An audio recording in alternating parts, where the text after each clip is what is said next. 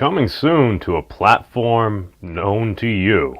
Potentially. I am not an attorney or anything like that, but it seems with some recent rulings and everything that Uber and Lyft independent contractors may end up being reclassified from their roles as independent contractors to actual employees.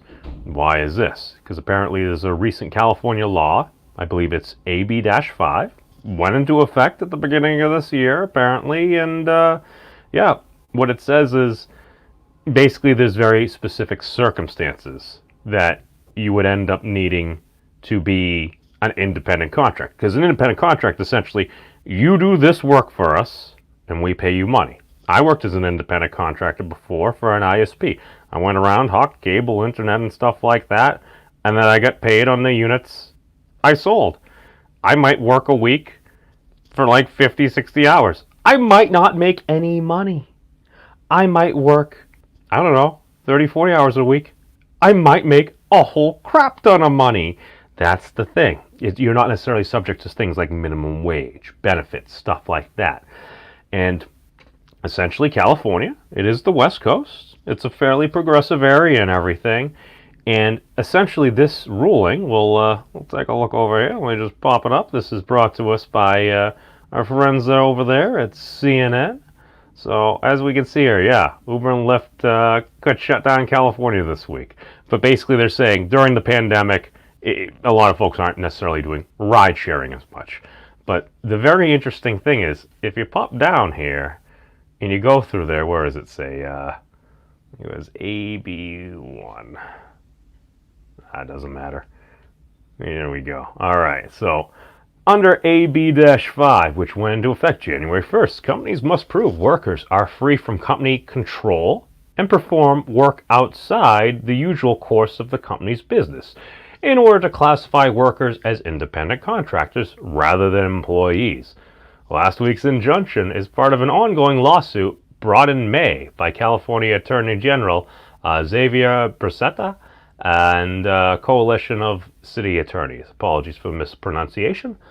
But this is a very interesting thing, and that all of a sudden, that's why I titled this video this, because if somebody's a YouTuber, they're part of the YouTuber Partner Program, which, full disclosure, it was offered to me a number of years ago under a different identity, but you know what? Went and did the corporate thing like a good boy. But these things happen.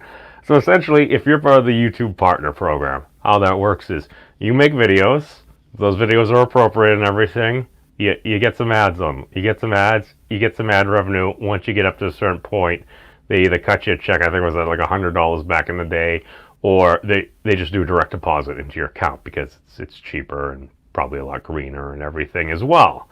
So that's why I'm thinking, I'm like, wait a second, this is a California law. A lot of these Silicon Valley based companies, well, Silicon Valley is in California. I don't know if all of a sudden you're just doing your standard thing within the scope and course of the company's normal operations. What's YouTube's normal business operation? Oh, people upload videos. Oh, I don't know. Is that within the scope and course of the business's operation? Does that mean all the folks that are members of the partner program, they're going to get health insurance? They're going to get sick days? We're going to get a minimum wage based upon the hours that we actually work? That's very fascinating. I have no idea what's going to happen, but this is just something to look out for. This is one of those things where I'm just kind of like, I've seen some recent things going on in California, some of the legislation and things that folks are doing. I'm like, is this the way we're going to end up? Because we're getting closer and closer all the time. I just kind of had, that feeling.